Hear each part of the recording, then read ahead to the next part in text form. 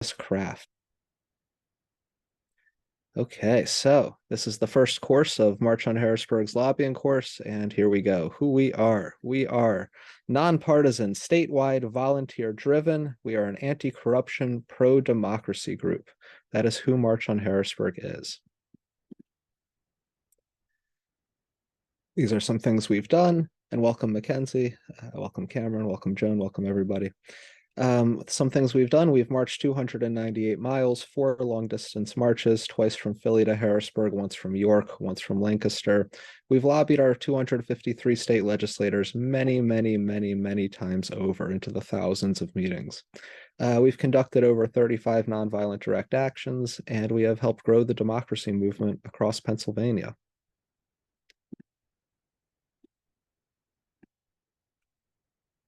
Some results of this work, helping to force 5 committee hearings on gerrymandering, moving open primaries through the full Senate.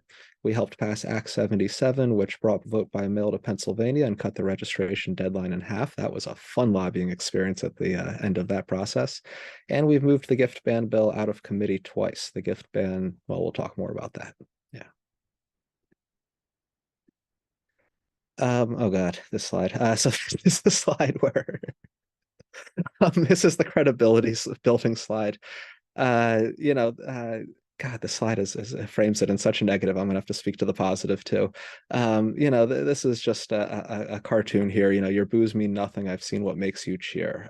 This is kind of a shield of armor that we wear when going into the Capitol building to deal with corrupt legislators and legislators who are protecting corruption. And they say things about us. They've called March on Harrisburg moronic, a bunch of spoiled 2-year-olds, disgusting people. The current House Majority Leader nicknamed me the Rabid Rabbi, which is a fun one. We've seen what makes them cheer, which is corruption. And so it's okay if they boo us, right? This is just when I get really comfortable with the discomfort here right away. When you go in and talk to legislators about making corruption illegal, they might not like you so much. And on the positive side too, right? We've had legislators say extremely nice things about us. I'll speak personally here. I've been pulled aside multiple times over the years just to pray for them. Is a very common thing where they really get serious and they get sad and they're looking for some hope and they ask for a prayer for good blessings, for good tidings. There's plenty of legislators who like March on Harrisburg and what we do. This slide is just about mostly leadership and the things they say. So keep going. This is how we win. This is the 3-part strategy that March on Harrisburg follows. Most of our friends in the Poor People's Campaign follow this way of achieving victory. And we're just going to briefly go through this to talk about kind of what we're doing tonight and how that fits in. Develop clear, competent, committed, and connected leaders. Leadership development is key to how we win. We build permanently organized movements across all lines of division and across all working class issues. Only moral fusion organizing can win. We have to avoid the constant divide and conquer tactics of the ruling class. So we're always developing leaders, we're always organizing across all lines of division. And then we carry out aggressive and bold nonviolent tactics to win short-term and intermediate concessions from the ruling class, while using those fights to further build the movement in the pursuit of revolutionary democracy, a government of, by, and for the people. And so one of those tactics that we carry out is lobbying, and that's what we're here to talk about tonight. And of course, this fits into the leadership development category as well. And the campaigns that we are fighting, let's go to the next slide. We have, these are our 4 current campaigns: gift ban, ranked choice voting, Poor People's Campaign, Pennsylvania Action on Climate. And this course, this lobbying course, is going to be really focused on 1 and 2, gift ban and ranked choice voting, and how to carry out the tactic of lobbying as part of a broader statewide campaign to make the state legislature pass the gift ban and ranked choice voting. So these are the course goals. We added on a 5th C there, confident, that you wouldn't have seen in the slide before. That's very important in lobbying, is confidence, and we're going to be doing some work on that. The goal is to become competent in conducting lobbying meetings as part of a broader, organized, anti-corruption statewide movement. We're not going out as lone wolves here. We're not doing one-off meetings. This is part of larger campaigns within a larger movement. We're going to become clear about how our political system operates and how our state legislators are incentivized to think and behave against the public interest. We're going to really cut into people's bewilderment in this training. We're really going to cut through that bewilderment and that frustration and understand that the system is working exactly as it's designed to. It's not broken, it's fixed. We're going to become capable of convincing a state legislator that it is in their best interest to support the public interest. We're going to become confident enough to hold our own in a meeting with a powerful politician, to get past the bells and whistles of the pins and fancy things that they wear. And we're going to grow some confidence through this process. And we're going to become committed to putting in the hard work to get the job done of building a better world for ourselves and our loved ones. And that's work that most people on this call are already very much engaged in. And we're just going to deepen that commitment as we go through this. And I say most, all people on this call. This is the outline here. This is what we're looking forward to. There's a lot of people in this class. Yeah, I know. There were actually 58 people who signed up. But you know, it's a Monday evening and people watch the recording. And Ramona, this is organizing. You keep moving forward and you develop the leaders you got. So, you know, and also, my God, everybody, tell 5 friends about this for week 2. Week 1, this is the introduction week. Introduction to lobbying, the absolute basics, and very much a foreshadowing to the next 4 weeks. Next week, we're going to look at the state legislature. We're going to look at how it works and why it does what it does. There's going to be some deep civics, but also some civics that you probably haven't encountered in a high school course. We're going to tell the full and ugly truth, and also the beauty of the potential of our system as well. Week 3, we're going to go into ethical discipline and nonviolence. Ethical discipline is really a bad translation of a Jewish stream of thought called Musar that we're going to be diving into there, which basically asks the question, if you know what's the right thing, why do you do the wrong thing? Which is a key question to be asking when talking to politicians. And we're really going to be preparing ourselves for encounters with absurdity, because that's what lobbying is half the time or so. It's an encounter with absurdity. Week 4, we're going to study our bills. We're going to study democracy bills. You all are going to become experts in the gift ban and ranked choice voting, and you're going to get a set of study skills that will apply to other bills as well and other issues. Because as Reverend Barber says, there's nothing worse than being loud and wrong. So we're going to use week 4 to not be wrong when we're loud. And week 5 is going to be lobbying, having productive conversations with people you disagree with. That is going to be, I think, my favorite week, maybe week 3. But, you know, that's going to be a fun week of how to talk to people who you disagree with and how to get to yes. Quick question, is the recording button on for y'all? I can't see it when I share my screen. I just want to make sure. It looks like it's working, yeah. Sounds good. Just wanted to make sure. So then, what is lobbying? A logical starting place. Let us ask the question, what is lobbying? Also, as we go through, if anybody has any questions, please just put them in the chat.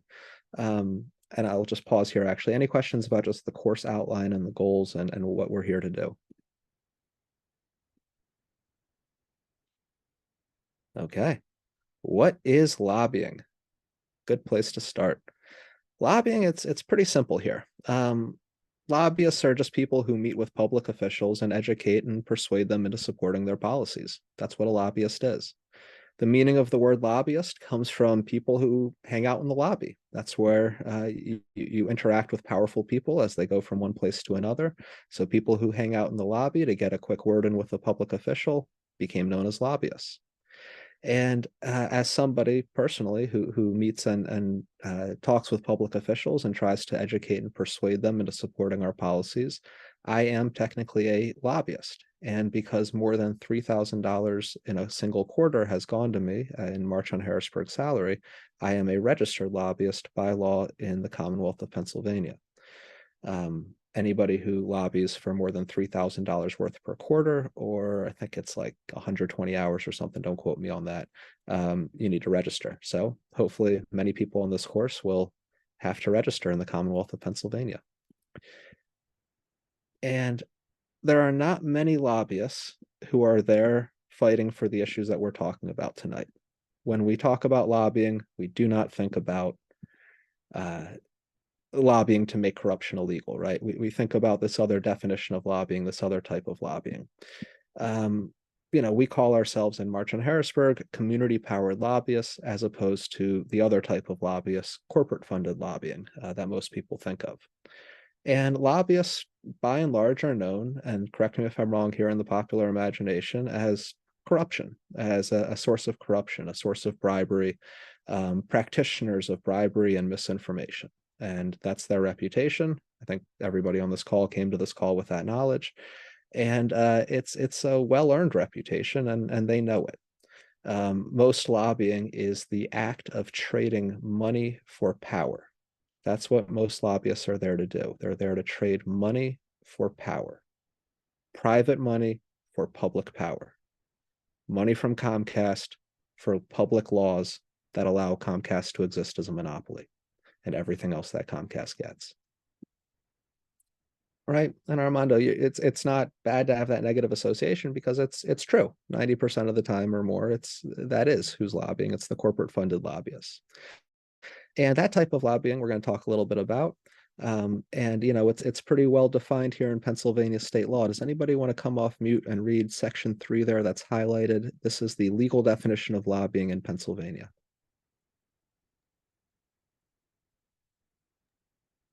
Providing any gift, hospitality, transportation, or lodging to a state official or employee for the purpose of advancing the interest of the lobbyist or principal. Right. That's what most people think of when they think of lobbying, which is giving gifts, giving money to advance the interests and gain public power. Right? This is the legal definition of lobbying in Pennsylvania. It includes bribery. That's what most people think of.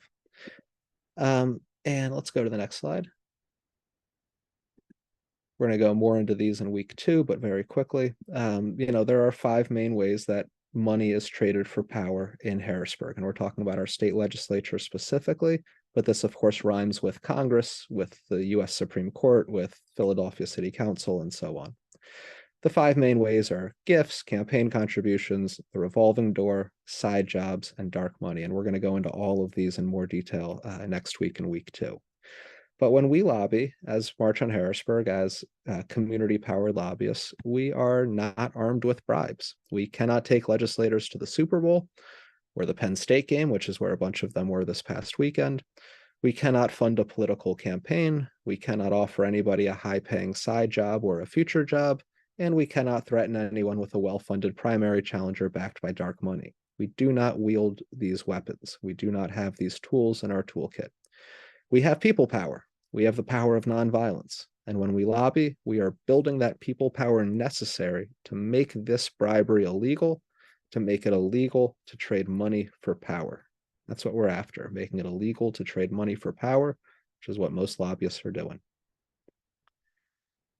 So let's just take a step back here and let's just ask a question. Please put thoughts in the chat or come off mute. But, who do you think of when you think of corporate funded lobbyists and lobbying? Do any names come to mind? Any images?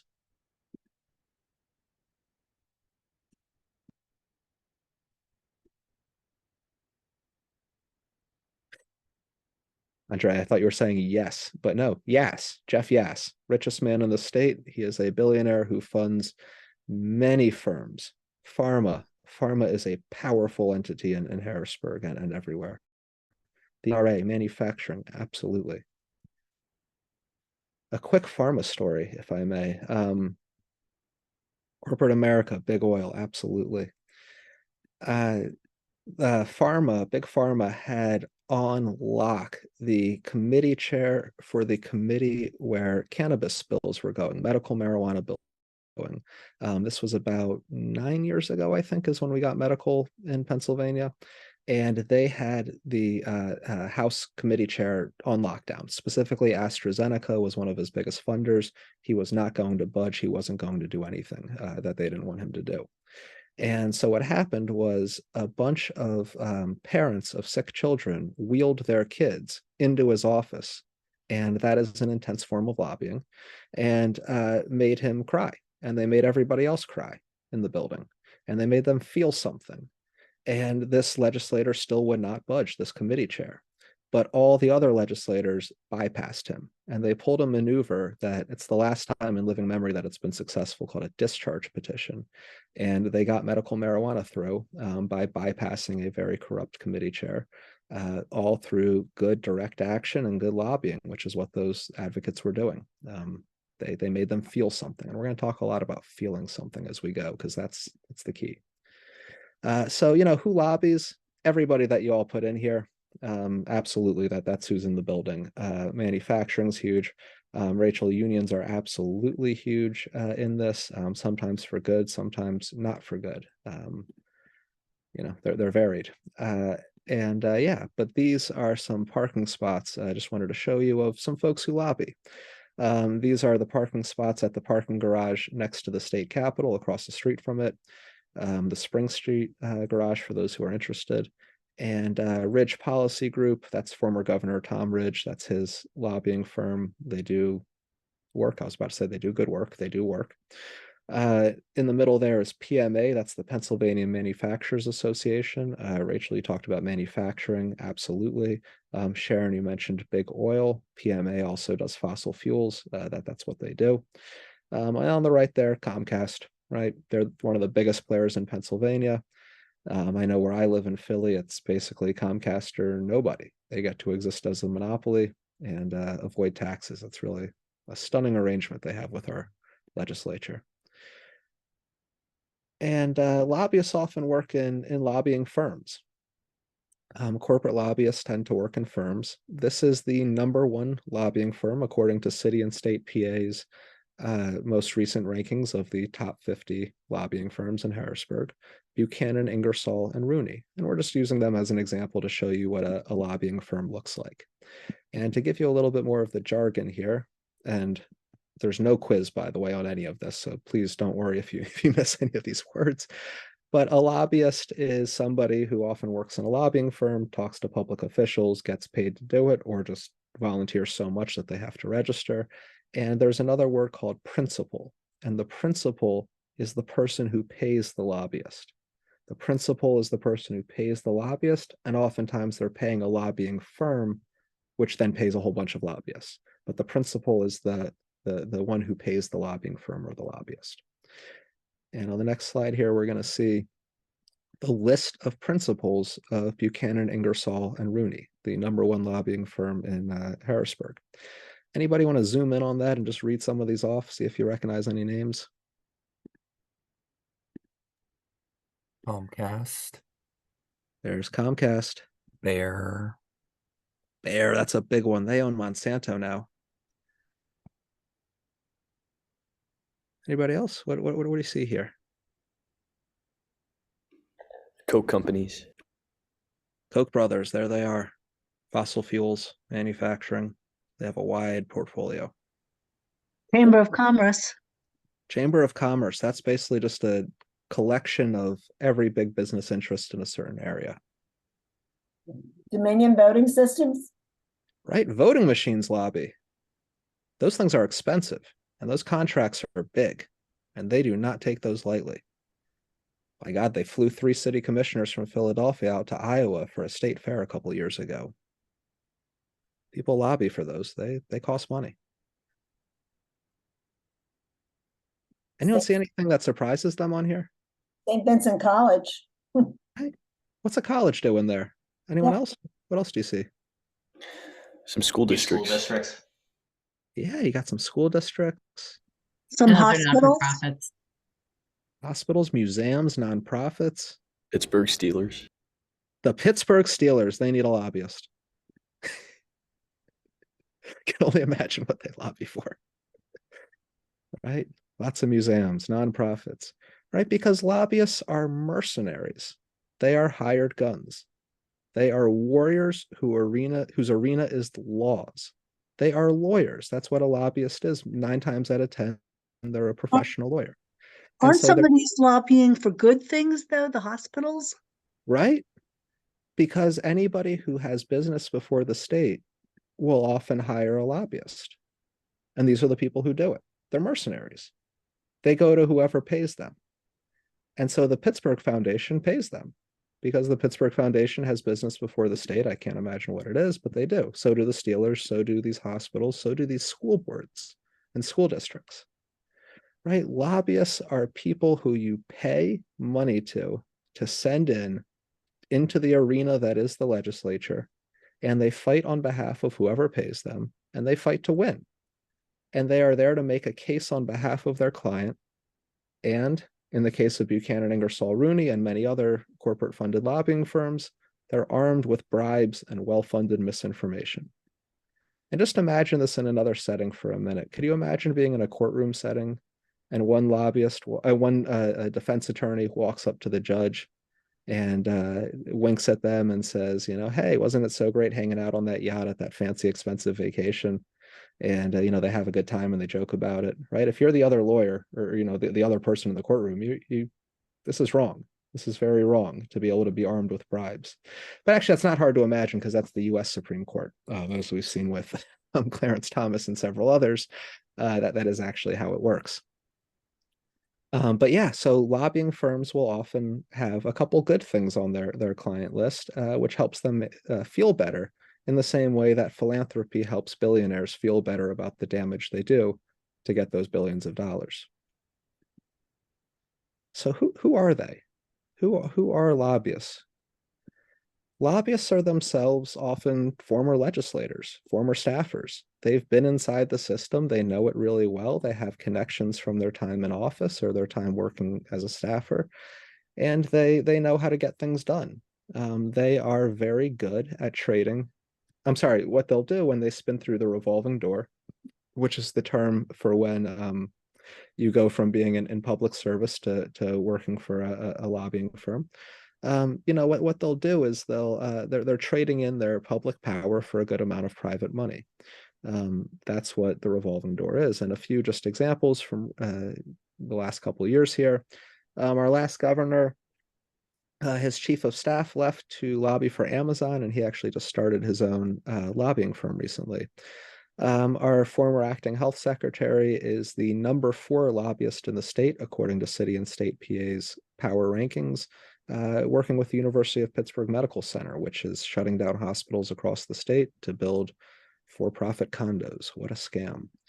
And then just one more recent example from last week, a legislative assistant from Governor Shapiro's office left to join One Plus Strategies, which is led by a former top Senate GOP staffer.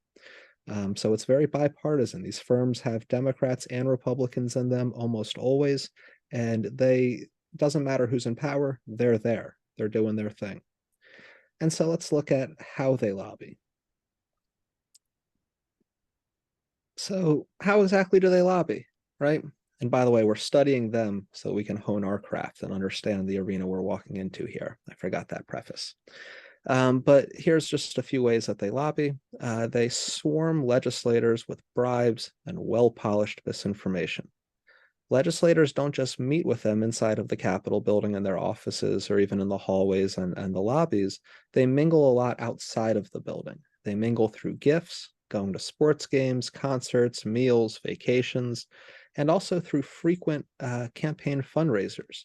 That graphic on the right there is a fundraiser calendar, and it shows you just how many of these fundraisers there are in any given session day or any given day period across the state. And there are session weeks where they will hold more campaign fundraisers than they will take votes. It's really something absurd. And legislators are dependent on campaign cash. They like the gifts for the most part, and they often hope to become lobbyists one day. And sometimes their kids are also already employed as lobbyists. So it's very much an incestuous setup. It's very much in the family a lot of the time. For example, the current Senate President, Kim Ward, and the current Senate Minority Leader, Jay Costa, right, the 2 most powerful senators in the Senate, one Democrat, one Republican, both their kids work for the same lobbying firm. They work together, and I'm sure they have a good time. And so these legislators, our public officials, they spend a lot of time with lobbyists. They spend a lot of time having fun with them and absorbing toxic nonsense. You really should hear what some of these people say. It's just truly stunning. Representative Schmidt once described going to these fundraisers with lobbyists as being locked in a phone booth with a telemarketer. Just imagine that image, being locked in a phone booth with a telemarketer. And if we aren't meeting with our public officials, if we aren't lobbying, they are only meeting with lobbyists, corporate funded lobbyists, and they are being drowned in bribes, misinformation, and absurdity. About 6 years ago, one of the first times I was in Harrisburg, I talked to Senator Haywood, and who actually saw today. He's doing well. And he said, when he first started as a senator, he had a policy of 6-to-1. For every 6 meetings with a lobbyist, he had to meet at least once with a voter. For every 6 meetings with corporate funded lobbyists, he had to meet one time with a voter. And he said it's really hard, and he couldn't do it. And he couldn't even keep the 6-to-1 policy because, as he said, voters just don't come to the Capitol. Voters just don't come to see us.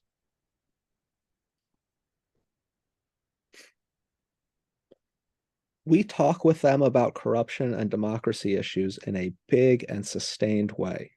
They need to learn about our issues. They need to be able to ask questions. They need to be able to understand more if we expect them to support our bills and pass them.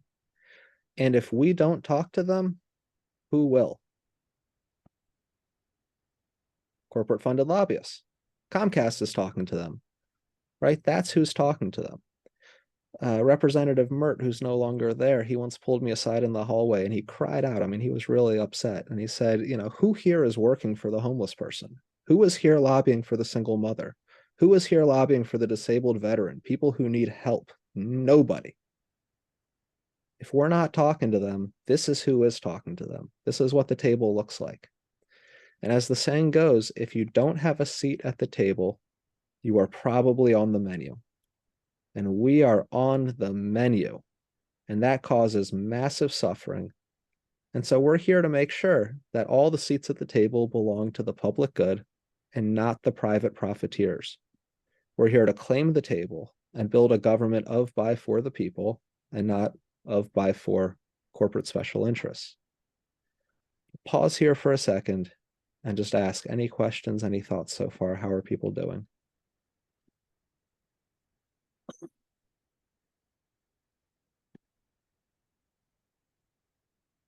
Well, it just seems overwhelming. Yeah. Overwhelmed and disgusting. I'm sure these folks have, I don't know, town halls when they return to their districts. Are those town halls pretty well attended by actual voters, or? It very much depends on who's doing it. Yeah. Right, John, it's getting you motivated. And Armando, I'll just share with you, there's one state rep who said one time to me, people like you are the reason I don't have town halls. Oh, wow. So we show up and we ask questions. Okay, wow. Yeah. You got to track these people down. You have to go to the building. You have to go to their district offices. Leslie, that senator actually represents where the rabbinical school is. That's his district. The one we met with? No, that was Representative Sanchez, who I saw in the Capitol today. He's doing well. Yeah, overwhelming, frustrated, absolutely. Bottle that feeling and use that as motivation as we go forward here, right? Let that fuel you. That's a healthy thing to feel. It's not wrong to feel upset when the world's on fire. In fact, it's healthy. And we should be angry. If this stuff doesn't make you angry, I mean, you're a calmer human being than I. Let's keep going here. Why do we lobby? Let's get this down. Why do we lobby? Why are we doing this? We lobby to educate and move our state legislators toward action. That's the most basic definition, right? We take the time to explain our issues, why they are important, and what we expect them to do. We lobby to move our bills through the legislative process and pass laws, right? You got to do it. Nothing passes without you being there. And we lobby to wage nonviolence and convert politicians into public servants. We lobby, and more broadly, we use nonviolent conflict resolution tactics like lobbying, direct actions, long marches. Everything we do is a nonviolent conflict resolution tactic. And we do this because there is a conflict that is actively consuming us. Yeah, Andrea, let's go to the next slide. Yeah. Right, there's a conflict that's consuming us. It's a live conflict. It's very real. It's all around us. These are just a few ways of defining it here, right? Pennsylvanians are struggling and suffering because policy violence is being waged by a billionaire-funded donor class against we the people. It is a war of greed versus human rights between the forces of corruption that privatize the public good and cannibalize the people, and the forces of democracy that fight for the dignity of all of us, between those who believe in $1, one vote versus those who believe in one person, one vote. Those who believe that the guy with the gold should make the rules, and those who believe in the correct golden rule of love your neighbor as yourself. Right? This is the conflict that we enter into. And of course, we win for all the things on the right side there. But of course, it's not that simple. It never is. Oh, if only it was. Right. The truth is that nobody is purely on one side of that conflict that we just outlined there, right? We all have the potential in us for great greed and great humanity, for great selfishness and great selflessness. And the goal of nonviolence is to bring out the best in everybody, especially those who are currently willing cogs in the machinery of corruption and policy violence. I'm not going to try to say this famous author's name, but this quote is, it's in all of us. The line separating good and evil passes not through states, nor between classes, nor between political parties either, but right through every human heart and through all human hearts. And this line shifts inside of us. This line shifts inside us. It oscillates with the years. And even within hearts overwhelmed by evil, one small bridgehead of good is retained. And our goal is to bring out that bridgehead of good in everybody. That's the goal of nonviolence. Nonviolence is the sword that heals. It is a tactic that does not destroy, but it builds up. It does not tear down, it creates. Nonviolence is the sword that heals. And lobbying is a tactic of nonviolence that is, let's go to the next slide. Lobbying is a tactic of nonviolence that is just a softer and less intense form of nonviolence than, like a nonviolent direct action, what people think of when they think of nonviolence. Right, you can see a nice little ladder here of nonviolent tactics. Sending an email, writing a letter, that's a nonviolent tactic. You're forcing an encounter, you're trying to change them. Social media posts, phone calls, right? Lobbying is somewhere in the middle of the nonviolent intensity spectrum. Of course, most intense is nonviolent direct action. And the goal of nonviolence in all of its forms, from a phone call to a lobbying meeting to a direct action, is to evoke a sense of service. It's to force the encounter and activate a sense of service and responsibility. We make our suffering clear, and we demand love and respect. As the Musar Rabbi Emmanuel Levinas once said, when you see the face of the other, you are ordered and ordained to service.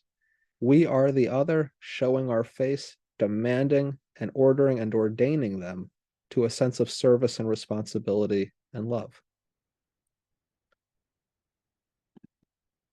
Right? While we are forcing the encounter in pursuit of selfless behavior, right? We're trying to convert them into doing the selfless thing.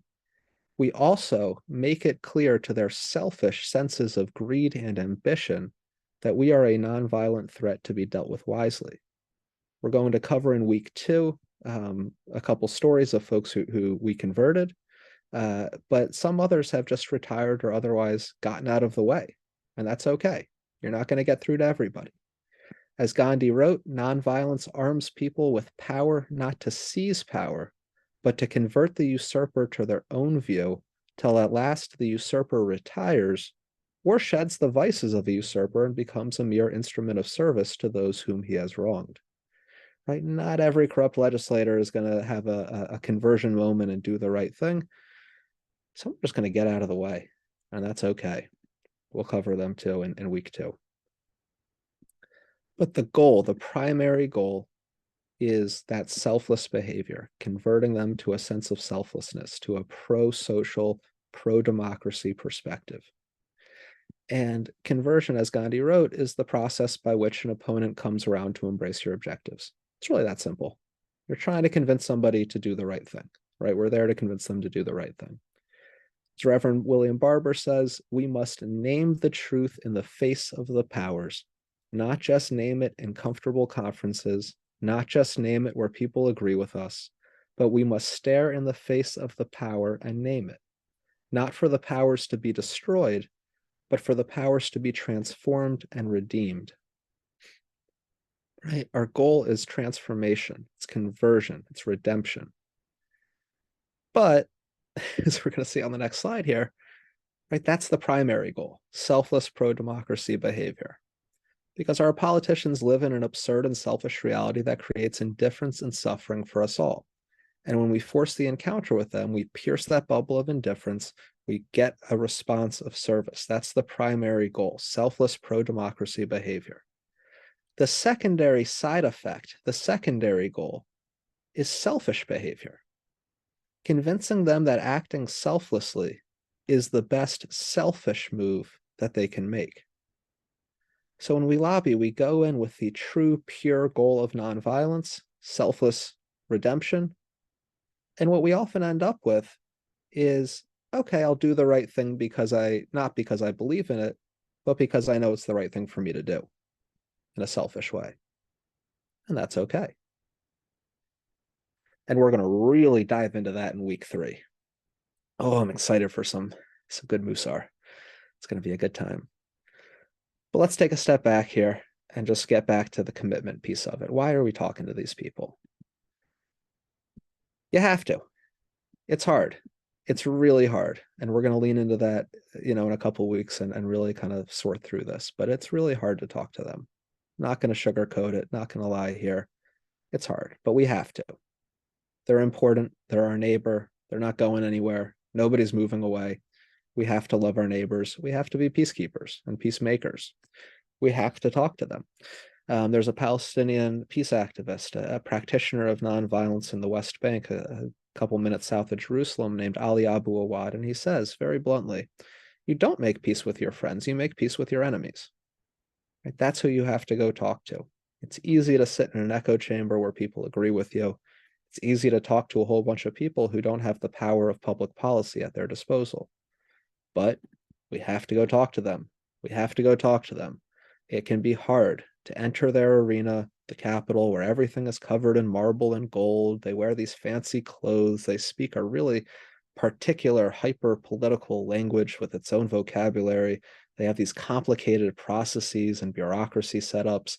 And then they just have made-up rules sometimes that are just there to trip you up and slow you down. Right? But we have to go in and talk to them. So how do we prepare to do that? That's the point of this course. This was the introduction today, but we're going to really get into an understanding of the state legislature next week. We're going to get into nonviolence and Musar, ethical discipline and nonviolence, really building that spiritual armor, that spiritual strength that we need to do this work. We're going to, of course, study our bills because there's nothing worse than being loud and wrong. And we're going to really dive into having productive conversations with people you disagree with. Week 5 is really going to be putting everything into practice here that we're talking about up until then.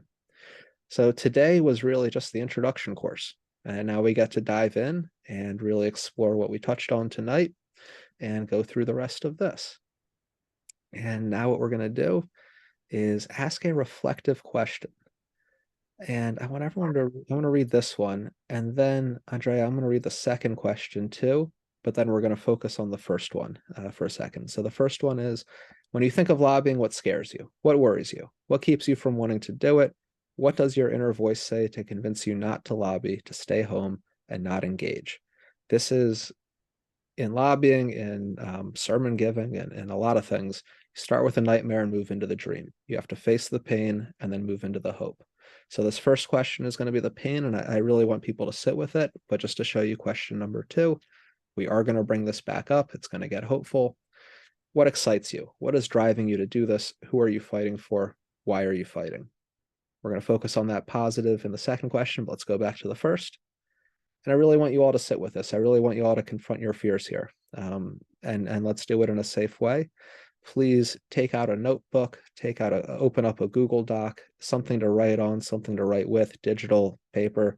You're not turning this in. You're not sharing this with anybody. This is yours.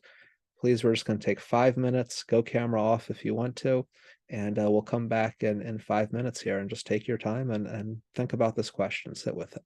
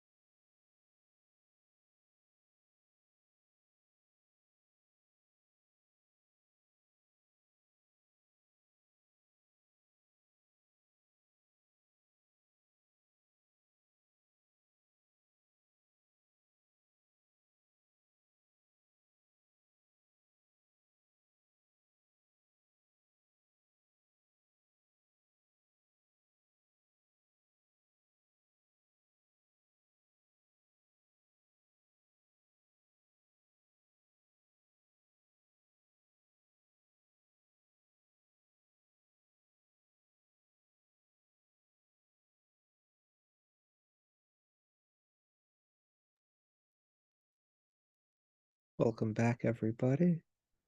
Andrea, let's do some breakout rooms. So now we're going to put people into breakout rooms. You'll be with one other person and just continue to discuss this question with another person. Think out loud together. Please listen to each other attentively, and we'll come back in 3 minutes here as the breakout rooms happen. I think I might have to pause my sharing of the screen in order for me to do it. Give me 1 second. Participants. And let's just give a big thank you to Andrea for doing tech stuff tonight. Woo! And so much more. I'm going to stop my share really quickly and then do this.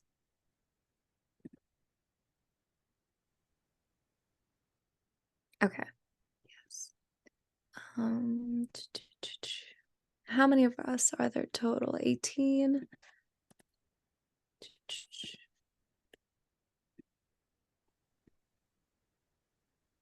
Hello, Anita. Welcome, welcome. Welcome, Kyle. For people who join late, we're going to be emailing the recording out, so you can definitely catch up on what was happening. Okay, it should be working now. See you in a bit.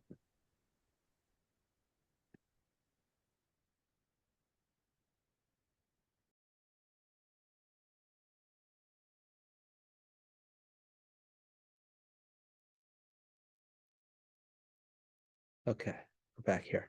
Fine. It's recording though, even though it's just us.